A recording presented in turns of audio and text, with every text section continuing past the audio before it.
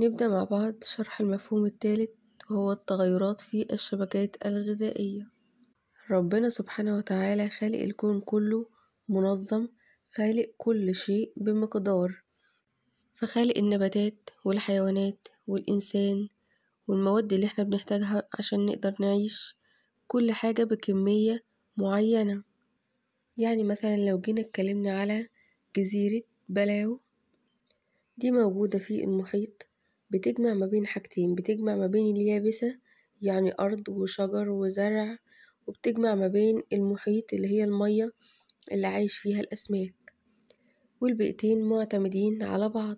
يعني لو حصل حاجة هنا في البحر أو في المحيط اللي حواليها هيأثر على الأرض واليابسة وهتموت الكائنات اللي هنا، ونفس الكلام لو حصل حاجة على اليابسة هتموت الكائنات البحرية الموجودة في المحيط.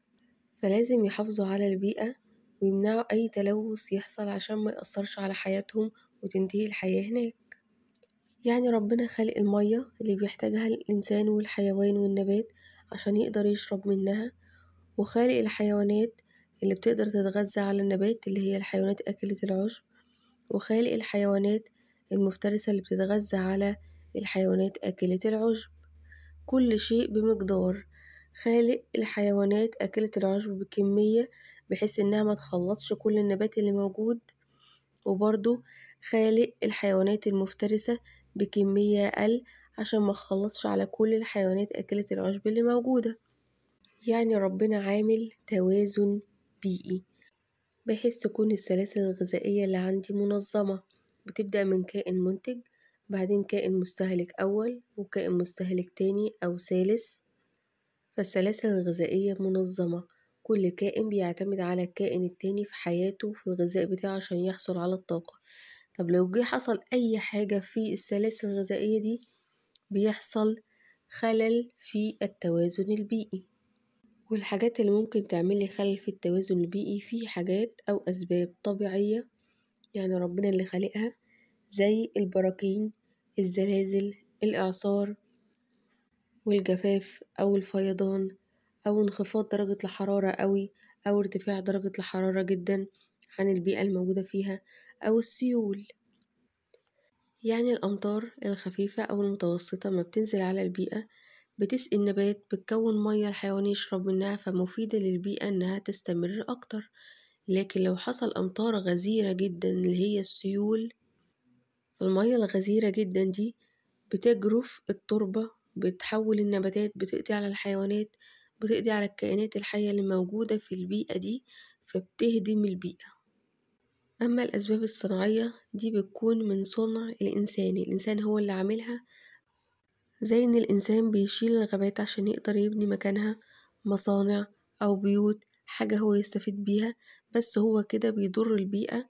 والغابة دي كانت مسكن أو موطن للحيوانات اللي عايشة فيها، كده هو مشاهم أو قضى عليهم، فبيعمل تلوث بيئي. زي المصانع اللي بتلقي المخلفات بتاعتها في البحار أو المحيطات، أو السفن بترمي النفايات بتاعتها أو من المواد البترولية في البحر. المواد البترولية دي بتكون طبقة من الزيت، ده ملوث للبحار، فبتخلي الأسماك والحيوانات البحرية ما بتقدرش إنها تتنفس وتموت. يعني لو جينا شوفنا السلسلة الغذائية للصقر اللي بياكل الأرنب اللي بياكل النبات اللي هو بياخد الطاقة بتاعته من الشمس، ايه اللي هيحصل لو الكائن المفترس أو الصقر اختفى من السلسلة الغذائية دي؟ يعني ودينا الأرنب في بيئة أو مزرعة ما فيهاش كائنات مفترسة، ما فيش حد هيقدر ياكله. ده نفس اللي حصل بالظبط لأرانب أستراليا، فضلت عايشة في المزرعة تاكل وتاكل لحد ما خلصت الزرع اللي موجود كله، ملقتش حاجة تاكلها، فضلوا يتكاثروا يتكاثروا يتكاثروا مش لاقيين أي حاجة ياكلها لحد ما ماتوا جميعا. ولو شوفنا سلسلة غذائية تانية زي سمكة القرش اللي بتاكل سمكة التونة، اللي بتاكل سمكة السردين، اللي بتاكل الطحالب. وهنا الطحالب نفس النباتات بالظبط، هي كائن منتج لأن هي برضو فيها البلاستيدات زي اللي موجودة في النباتات بالظبط.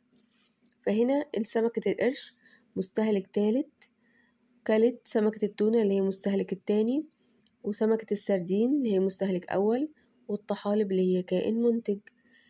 لو اختفى كائن من دول هيحصل خلل بالسلسلة الغذائية. فالمكان اللي الكائنات بتعيش فيه اللي هو الموطن الطبيعي بتاعهم بيبقى عبارة عن كائنات حية وأشياء غير حية، زي ما قلنا المية والرمل، الأرض اللي موجودة عليها دي أشياء غير حية، وكائنات حية زي الطحالب اللي موجودة في المية والأسماك بتتغذى عليها، والطيور البحرية اللي بتتغذى على الأسماك اللي عاملة العش بتاعها على الشجر اللي موجود على الشط عشان تبقى قريبة من الأسماك وتتغذى عليها، والأشجار اللي موجودة، البيئة اللي موجودة كلها دي موطن طبيعي. لو جه حصل أي خلل في دول، يعني مثلا لو انتهت الطحالب فالأسماك مش هتلاقي حاجة إنها تاكلها فهتموت أو هتمشي من مكانها، والطيور مش هتلاقي أسماك تاكلها فهتموت أو هتمشي من مكانها، فيحصل تغيير للموطن الطبيعي بتاعهم، كلهم هيهاجروا أو البيئة نفسها هتموت وهتنتهي، مش هيكون في موطن طبيعي تاني، فيحصل تغيير للموطن الطبيعي، أو الكائنات الحية دي هتموت ويحصل لها عملية انقراض. الانقراض هو اختفاء أو موت نوع من أنواع الكائنات الحية، زي اللي حصل للديناصورات، كانت موجودة وحصل أسباب أو كوارث طبيعية قضت على حياتهم ومبقوش موجودين نهائي. ولو جينا نشوف الشعب المرجانية اللي عايش جواها الطحالب الملونة وبياكل منها الأسماك اللي عايشة فيها، وبتيجي أسماك أكبر بتاكل السمك الصغير ده، فبالنسبة لهم إن الشعب المرجانية هي الموطن بتاعهم. فإيه اللي هيحصل لو تلفت الشعب المرجانية دي؟ فعند ارتفاع درجة الحرارة الطحالب الملونة اللي موجودة في الشعب المرجانية دي بتموت، فبالتالي الأسماك مش هتلاقي حاجة إنها تاكلها فهتموت أو هتهاجر، والظاهرة اللي بتحصل دي اسمها ظاهرة ابيضاد الشعب المرجانية. وزي ما قلنا إن المواد البلاستيكية خطر على الكائنات الحية، فبعض الكائنات الحية زي السلاحف البحرية بتفتكر المواد البلاستيكية دي زي قنديل البحر وده الغذاء بتاعها، فبتيجي تاكلها ما تتهضمش، يحصل انسداد للجهاز الهضمي بتاعها فتموت. والجسيمات البلاستيكية اللي موجودة في البحر دي اللي هي عبارة عن قطع صغيرة من البلاستيك اللي بتتكسر بواسطة الأشعة فوق البنفسجية للشمس، بيبتلعها المرجان وبيحصل له تلف، فالتلف ده بيغير الموطن الطبيعي للكائنات الحية. وللحفاظ على الكائنات الحية لازم نعمل إصلاح للمواطن الطبيعية المتضررة، زي إننا نعمل إعادة مصادر الماء والغذاء أو استرداد المأوى اللي هو السكن بتاعهم، وده إننا نحافظ على البيئة، نمنع الصيد الجائر للحيوانات والطيور والأسماك، زي ما عملنا مشتل للشعب المرجانية، ده عبارة عن مكان في المحيط بيجمعوا فيه بواقي الشعب المرجانية المصابة بالتلف، فبياخدوا البواقي اللي هي الجيدة اللي تصلح إن هما يزرعوها تاني في بيئة كويسة مناسبة مفيش فيها أي صيد جائر ولا أي حاجة ملوثة ليها، يحافظوا عليها فتنمو تاني ويبدأوا يرجعوها لمكانها الأصلي، فيرجع الكائنات الحية ليها مرة أخرى. وبكده نكون انتهينا من شرح الدرس، أتمنى تكونوا استفدتوا، ونتقابل الدرس القادم إن شاء الله.